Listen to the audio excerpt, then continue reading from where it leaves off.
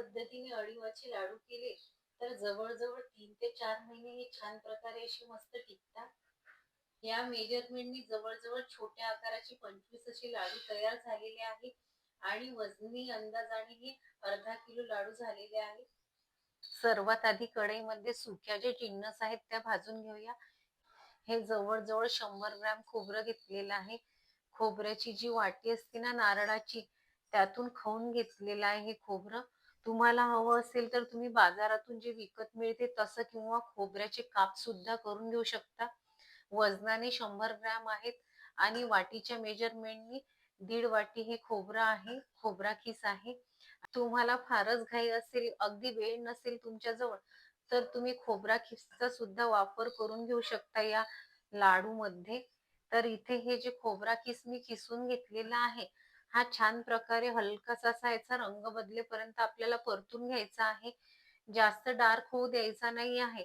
जर करपला तर जे लाडू बनतील ना आपले त्याला स्वाद चांगला येणार नाही.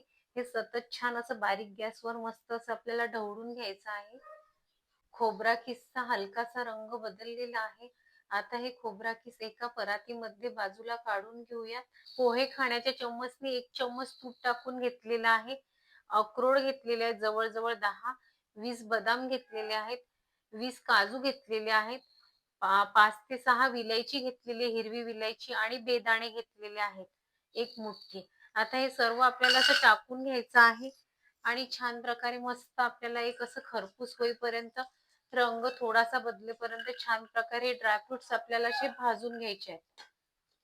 बेदाणे छान प्रकारे असे मस्त फुललेले आहे आणि बदामही फुललेला आहे. काजू सुद्धा असा छान प्रकारे मस्त फुललेला आहे. हे आता आपण जे खोबरं भाजून ठेवलेलं आहे ना त्याच्या बाजूला आपण काढून घेऊया. जास्त तूप टाकून घ्यायचं नाही. त्याच तुपामध्ये हे 100 ग्रॅम अळीव घेतलेले आहेत. वाटीच्या मेजरमेंटने 1 वाटी अळीव आहेत हे टाकून घ्यायचे आहेत आणि मंद गॅसवर अळीव आपल्याला छान प्रकारे असे मस्त परतून घ्यायचे आहेत. ज्या प्रकारे आपण तीळ कसे परततो ना, तीळ परतताना कसा असा आवाज होतो चटचट चटचट, त्याच प्रकारे आपल्याला हे अळीव मस्त असे मंद गॅसवर भाजून घ्यायचे आहेत. अळीव असे हलकेसे तुम्हाला आवाज येत असेल असे हलकेसे फुटत आहेत. आता या स्टेजला अळीव आपल्याला काढून घ्यायचे आहेत. जास्त करपू द्यायचे नाही. जास्त जर भाजून घेतले तर लगेच अळीव करपून जातील. बघा तुम्हाला अळीवाचा आवाज येत असेल असा चटकण्याचा. या स्टेजलाच आपल्याला अळीव बाजूला काढून घ्यायचे आहेत. अळीव जास्त आपल्याला करपून घ्यायची नाही आहे. खोबरा खीस आणि ड्रायफ्रूट जे आपण छान प्रकारे असे भाजून घेतलेले आहेत, हे आता आपल्याला मिक्सरला वाटून घ्यायचे आहेत. आता हे 2 बॅच मध्ये छान प्रकारे असे वाटून घ्यायचे आहेत. खोबरा खीस आणि ड्रायफ्रूटचं अर्ध मिश्रण यामध्ये काढलेलं आहे. आता हे अळीव आहेत ना भाजून ठेवलेले, हे अर्धे अळीव यामध्ये टाकून घ्यायचे आहेत आणि छान प्रकारे हे मस्त वाटून घ्यायचं आहे आपल्याला सर्व मिश्रण. मिश्रण मस्त असं बारीक करून घेतलेलं आहे. जवळजवळ 1 चम्मच तूप घेतलेलं आहे. तूप छान प्रकारे असं मस्त कळकळीत गरम करून घेतलेला आहे आणि हा डिंक घेतलेला आहे. डिंक हा हलकासा असा मिक्सर मधून काढून घेतलेला आहे आणि डिंक छान प्रकारे या तुपामध्ये आपल्याला असा मस्त परतून घ्यायचा आहे. तुपामध्ये डिंक छान प्रकारे असा परतला गेलेला आहे आणि हा 100 ग्रॅम गूळ घेतलेला आहे. गूळ छान प्रकारे असा बारीक करून घेतलेला आहे.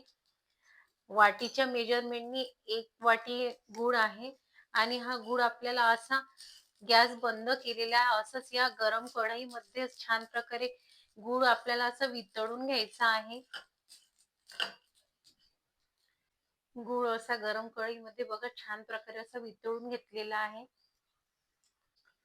हे जे आपण मिश्रण बारीक करून ठेवलेलं आहे त्यामध्ये हा गूळ संपूर्ण टाकून घ्यायचा आहे आपल्याला. या मिश्रणामध्ये पिस्त्याचे काप आहेत हे काप टाकून घ्यायचे आहेत आणि तुम्हाला हवं असेल त्या आकाराने तुम्हाला लाडू वळून घ्यायचे आहेत. गूळ जो कढईमध्ये आपण हलकासा गरम करून घेतला होता तो गूळ आणि जे मिश्रण आपण छान प्रकारे मस्त मिक्सर मधून वाटून घेतले, छान प्रकारे मिक्स करून घेतलेला आहे. अगदी मस्त असे लाडू वळवल्या जात आहे. आता मी या मिश्रणाचे सर्व लाडू वळून घेते. अळीवाचे झटपट बनणारे लाडू तयार झालेले आहेत. तुम्ही सुद्धा करून बघा आणि हे अळीवाचे लाडू 3 ते 4 महिन्यापर्यंत तुम्ही छान प्रकारे ते स्टोअर करून ठेवू शकता. आणि तुम्हाला असे जर खायला आवडत नसतील अळीवाचे लाडू, तर तुम्ही गरम दूध करून गरम दुधामध्ये सुद्धा हे असे टाकले ना, असा फोडून हा लाडू, तर छान मस्त छान त्याची टेस्ट खूप छान येते. तुम्ही हे नक्की अळीवाचे लाडू करून बघा. आणि तुम्हाला जर माझी रेसिपीज आवडली असेल तर लाईक, शेअर आणि सबस्क्राईब करायला विसरू नका.